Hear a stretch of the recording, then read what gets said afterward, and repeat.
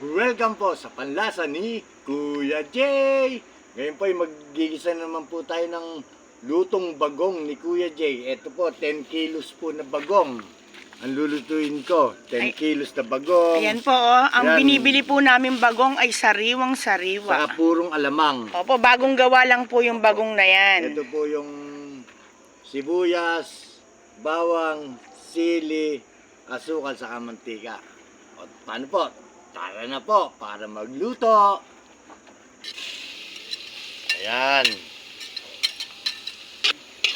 Lumalabas na po yung aroma ng bawang. Lalagyan naman po natin yung sibuyas. Siyempre ngayon naman po lalagyan natin yung sili.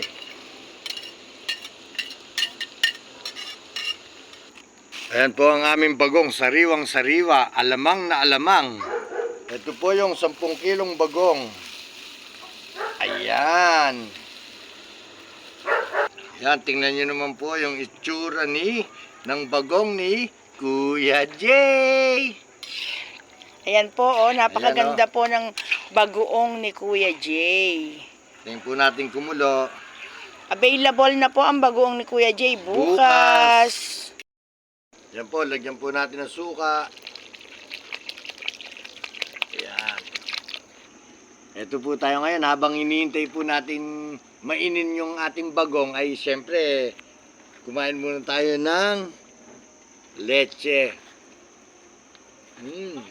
Ang sarap. Ayan, lagyan natin ng asukal. Yung bagong ni Kuya Jay. Ayan, nahalo po natin yung ilalim para wag magtutong yung pinakailalim. Po, luto na po yung bagong ni Kuya Jay. Ayan po, inin na inin po ang bagoong ni Kuya Jay.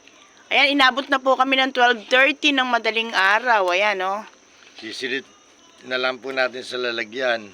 Opo, available na po siya bukas. Ayan po, napakasarap po niyan sa kare-kare. Siyempre, ang pagluluto kailangan may halong pagmamahal. Babay na po.